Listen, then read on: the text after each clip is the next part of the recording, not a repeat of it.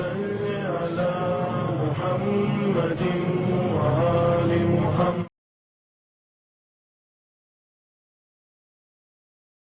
اعوذ باللہ من الشیطان الرجیم. بسم اللہ الرحمن الرحیم. اللہم صلی علی محمد وآل محمد وعجل فرجہم. ناظرین السلام علیکم ورحمۃ اللہ وبرکاتہ. آداب زندگی میں آج ہمارا موضوع ہے خواہشات نفسانی کی روک تھام، یعنی کہ جو خواہشات انسان کے دل میں آتی ہیں، ذہن میں آتی ہیں، جب وہ اس دنیا میں زندگی بسر کرتا ہے، ان کی روک تھام کس قدر ضروری ہے انسان کے لیے کہ اگر خواہشات نفسانی کی روک تھام نہ کیا جائے، انہیں لمیٹڈ نہ کیا جائے تو انسان مزید گمراہی کی طرف بڑھتا ہے. وہ اس راہ پر چل دیتا ہے کہ جہاں بس اس کے ذہن میں دنیا کو ہی حاصل کرنا ہوتا ہے اور دنیا کی ہی فوائد وہ اس کے ذہن میں موجود ہوتے ہیں. تو لہٰذا یہ بہت اہم ہے اور بہت ضروری ہے کہ انسان اپنی خواہشات کو محدود کرے، کیونکہ انسان جب اس دنیا میں پیدا ہوتا ہے اس وقت سے ہی خواہشات کا سفر اس کے ساتھ شروع ہو جاتا ہے. ایک انسان کا جنم ہوا، اس کے ساتھ خواہشات نے بھی جنم لیا. ایک بچہ جو کہ ابھی بہت چھوٹا ہے، ابھی اس دنیا میں متولد ہوتا ہے، اس کی بھی خواہش ہوتی ہے، اور اس کی خواہش یہ ہے کہ ماں کے ذریعے اس کی غذا اسے مل جائے، وہ دودھ ماں کا کہ جس کے ذریعے اس کا پیٹ بھر جائے، وہ اس کی غذا ابھی اتنی ہی خواہش تھی. لیکن وہی بچہ جب اور تھوڑا بڑھتا ہے اور تھوڑا بڑا ہوتا ہے، اب وہ چیزوں کو دیکھنے لگتا ہے تو اس کے خواہشات اور بڑھتی ہیں. اب اسے کھلونوں کی بھی ضرورت ہے، اسے ٹوائز بھی چاہیے. وہی بچہ اور بڑھتا ہے، جوانی میں قدم رکھتا ہے، اب اسے اور بھی چیزیں اٹریکٹ کرتی ہیں، خواہشات اور بڑھی کہ اب فقط کھانے اور کھلونے تک کے محدود نہیں ہیں، بلکہ اب بہترین لباس بھی چاہیے. اپنے آپ کو بہتر سے بہتر پریزنٹ کرنے کے لیے بہت سی چیزوں کو دیکھتا ہے، چاہتا ہے، آرزو رکھتا ہے، حاصل کرنا چاہتا ہے. آرام و آسائش کی زندگی انسان چاہتا ہے، یہاں تک کہ اس بشر کی اگر شادی ہو جائے کہ جب اسے آرزو ہے شریک حیات کی، شادی ہو گئی، عقد ہو گیا، کیا خواہشات کا سفر رک جاتا ہے؟ نہیں، بلکہ اب شادی کے بعد بھی خواہشات کس طرح سے ہیں کہ اب صاحب اولاد ہو جائیں، یہ ایک نئی تمنا جاگتی ہے. اب صاحب اولاد بھی ہو گئے، اللہ نے اولاد بھی عطا کر دی، لیکن اس کے بعد بھی خواہشات نہیں رکتی. اب یہ تمنا نئی خواہش جنم لیتی ہے کہ اب اس بچے کو صحیح طریقے سے پرورش کر دیں، اسے بہترین اس کی زندگی کو ہم بنا سکیں، آرام و آسائش کی زندگی دیں. اب اس کے لیے انسان جد و جہد کرتا ہے، کوششیں کرتا ہے، اسٹرگل کرتا ہے پوری زندگی اس بچے کو ایک بہترین مقام پر، ایک کامیابی تک پہنچا دینے کے بعد اب بھی خواہش ختم نہیں ہوتی. اب چاہتے ہیں اس کی شادی ہو جائے، اس کے بچے ہو جائیں. یعنی معاملہ یہ ہے کہ آخری لمحے تک انسان کے یہ خواہشات پیچھا نہیں چھوڑتی. لیکن عقل مند و کامیاب انسان وہ ہے جو ان خواہشات کا اسیر نہ بنے، یعنی قید میں نہ آ جائے، ان خواہشات کی قید میں اپنے آپ کو اس طرح سے نہ رکھ لے کہ یہ خواہشات جیسا چاہیں اسے چلائیں. نہیں، بلکہ ان خواہشات کو لمیٹڈ کرنا ہوگا، انہیں محدود کرنا ہوگا. یہ لامحدود ہیں، جتنی ضرورت ہے انسان اتنا ہی لے. اگر خواہشات سے تجاوز، اگر ان چیزوں کو نہیں روک تھام کرتا، وہ خواہشات اس کی بڑھتی ہیں اور حد سے تجاوز کر جاتا ہے، تو پھر معاملہ ایسا ہے کہ وہ اس راہ پر چلتا ہے جہاں اپنے رب سے بڑا دور ہو جاتا ہے، بڑا غافل ہو جاتا ہے. پھر کوئی بھی گناہ ہو اسے آسان لگتا ہے. اسی لیے اللہ نے، پروردگار عالم نے بارہا تاکید کی ہے کہ خواہشات نفسانی کی روک تھام کی جائے. جو خواہشات انسان کی ہیں انہیں لمیٹڈ کیا جائے، ان کی روک تھام کی جائے. اگر ایسا نہ کرے تو بہت سی مثالیں ہمارے پاس موجود ہیں کہ مثلاً حابیل و قابیل،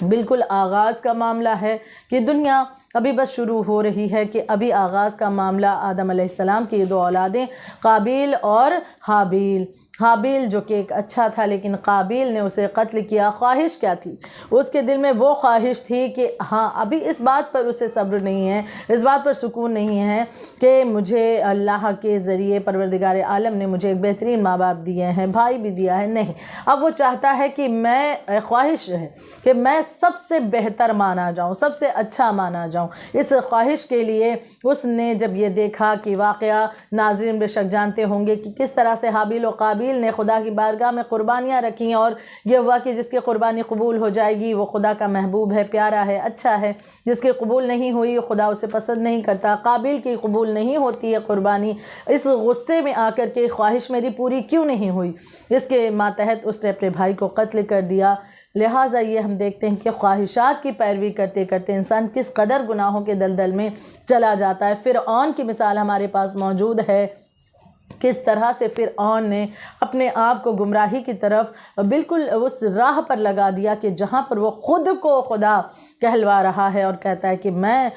خدا ہوں، میں رب ہوں۔ لہٰذا اس طرح کے معاملات بھی ہم دیکھتے ہیں کہ اگر خواہشات کو روکا نہ جائے، ان کی روک تھام نہ کی جائے تو انسان گمراہی کی طرف بڑھتا ہے۔ شداد کی مثال ہے کہ خواہشات بڑھتی ہی چلی گئی کہ میں دنیا میں جنت بناؤں گا، بناتے بناتے بناتے پوری زندگی اللہ نے بھی موقع دے دیا، اب بناتا چلا گیا، حتیٰ کہ اس جنت کو بنوا کر اس نے ریڈی کروا دیا، اب اس نے دیکھا نہیں ہے، لیکن اب جو چلا پتہ یہ چلا کہ جنت جو اس نے دنیا میں بنائی ہے وہ مکمل ہو گئی، اسے دیکھنا ہے، لہٰذا اب جب اس کی سیر کے لیے چلا بھی دیکھا نہیں ہے، ایک رات کی مسافت باقی تھی اور اس کی روح کو قبض کر لیا خداوند عالم نے فرشتوں کو بھیج کر کے، یعنی کہ تڑپتا رہا اور اس دنیا میں جس چیز کے لیے اس طرح سے سالوں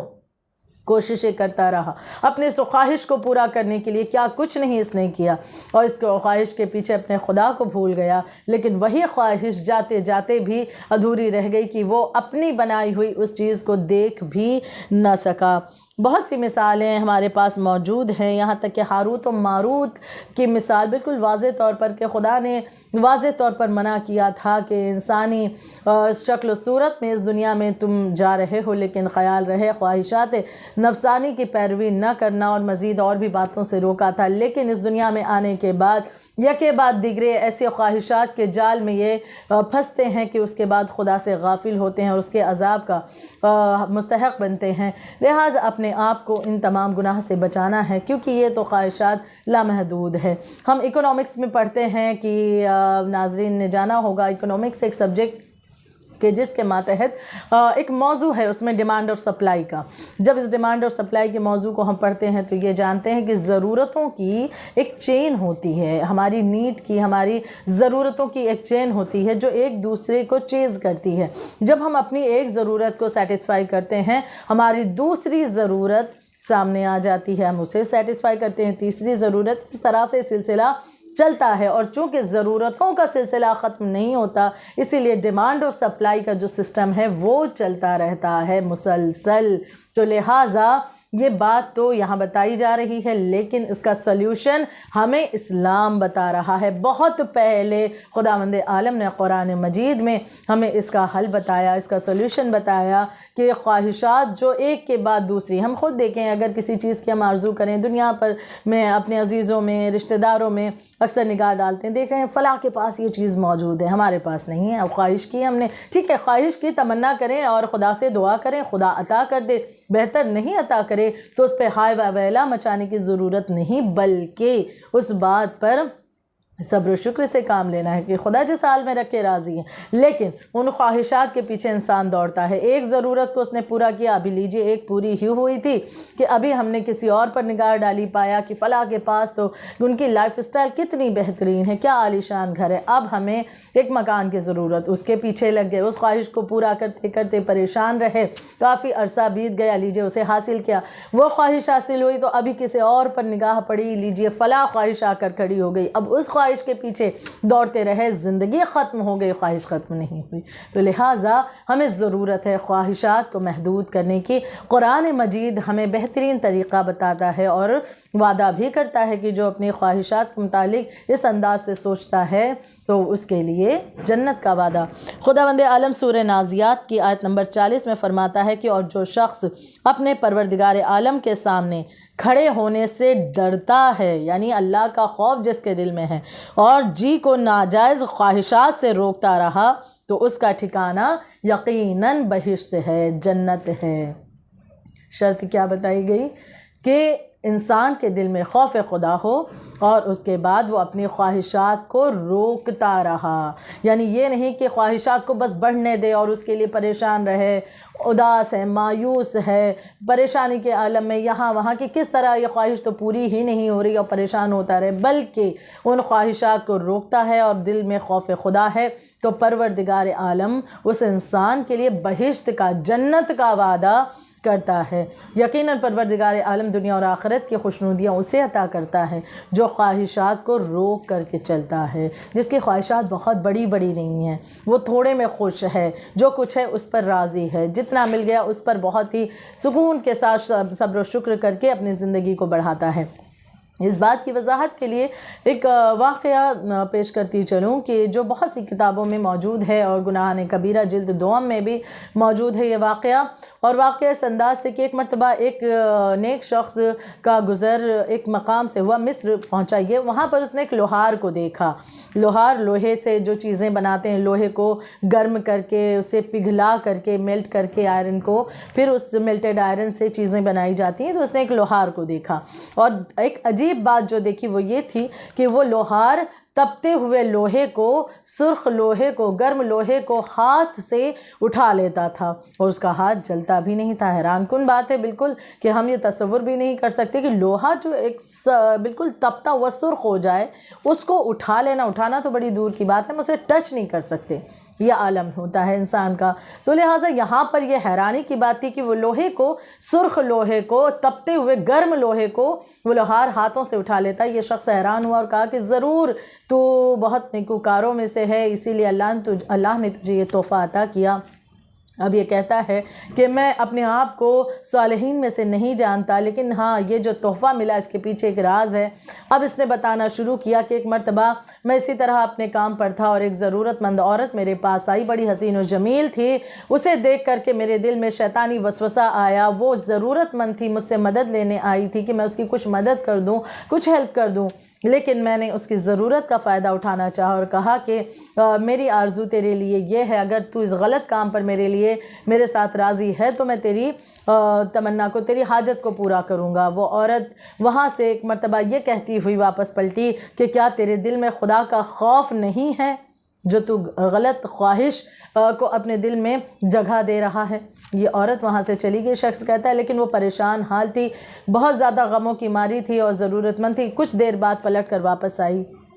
اور آنے کے بعد کہنے لگی کہ میری ضرورتوں نے مجھے مجبور کر دیا ہے کہ میں تیرے خواہش کو پورا کرنے کے لیے یہاں پر آمادہ ہوں۔ اب یہ شخص اس عورت کو لے کر کے گھر میں گیا، کہتا ہے میں نے گھر کو اندر سے دروازے کو بند کرنا شروع کیا۔ اس عورت نے کہا کہ دروازے کو اندر سے بند کرنے کا سبب کیا ہے؟ یہ شخص کہتا ہے کہ میں نے کہا اس لیے تاکہ لوگوں کو ہمارے اس کام کے بارے میں پتہ نہ چلے۔ یہ عورت کہتی ہے کہ تجھے لوگوں کا تو خیال ہے کہ انہیں تیرے اس کام کے بارے میں پتہ نہ چلے، لیکن کیا تجھے اللہ کا خیال نہیں جو ہر لمحہ حاضر و ناظر ہے، جو ہر لمحہ دیکھ رہا ہے، اس کی نظر ہم پر ہے، ہر مقام پر وہ موجود ہے، کیا تجھے اس کا خیال نہیں؟ بس یہ کہتے ہوئے اس عورت نے رو کر کے کہا اے بندہ خدا، میں تیری ضمانت لیتی ہوں اور تیرے حق میں دعا کروں گی اگر تو اس گناہ سے باز آ جائے اور توبہ کر لے۔ یہ شخص ایک مرتبہ سوچنے لگا کہ یہ عورت اتنی خوف زدہ ہے جبکہ یہ مجبور ہے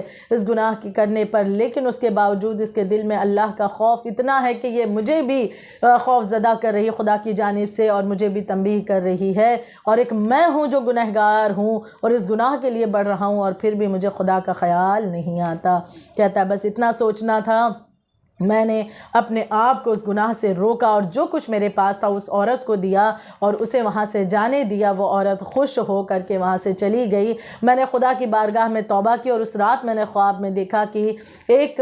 خاتون، میرے ضعیفہ خاتون میرے خواب میں آئی اور انہوں نے آ کر کے مجھے خوشخبری دی کہ آج جس عورت پر تو نے کرم کیا ہے اور اپنے گناہوں پر توبہ کی، اپنے اس خواہش کو تو نے جو غلط خواہش تھی اسے پورا نہیں کیا اور اور اس سے روک لیا اپنے آپ کو، اس بنا پر اللہ نے تجھے دنیا اور آخرت کی آگ سے محفوظ کر دیا ہے۔ اس شخص نے پوچھا کہ آپ کون ہیں؟ کہا، اس خاتون نے بتایا کہ میں اس عورت کی والدہ ہوں اور میں یہاں کے اس عالم میں تجھے اس دنیا اور آخرت کی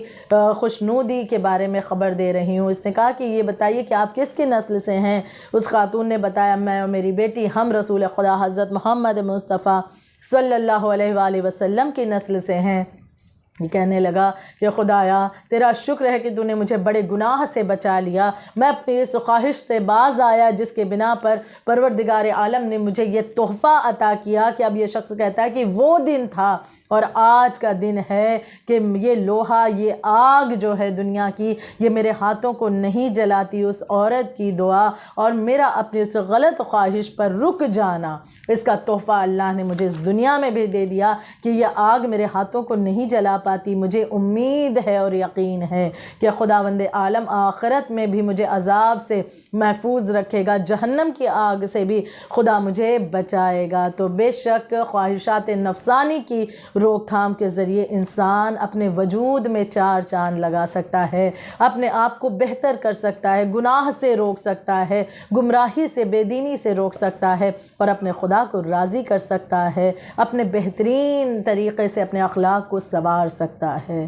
خداوند عالم ہمیں بھی ایسا عمل کرنے کی توفیق عنایت فرمائے۔ ربنا تقبل منا انکا انت السمیع العلیم۔